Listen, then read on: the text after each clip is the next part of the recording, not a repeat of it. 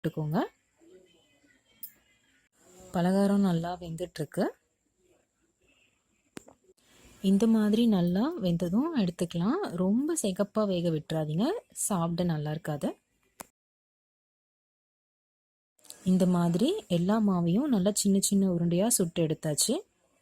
சுட்டு வச்ச பலகாரம், காய்ச்சின பசும்பால், 1 டம்ளர் சர்க்கரை எடுத்திருக்கேன், ஏலக்காய் தூள் எடுத்திருக்கேன். பாலில் சர்க்கரை போட்டுக்கலாம், ஏலக்காய் தூள் போட்டுக்கலாம்.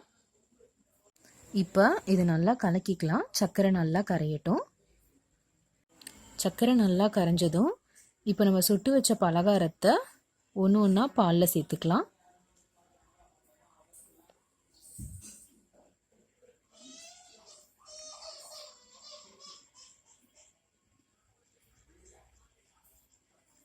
இப்போ எல்லாம்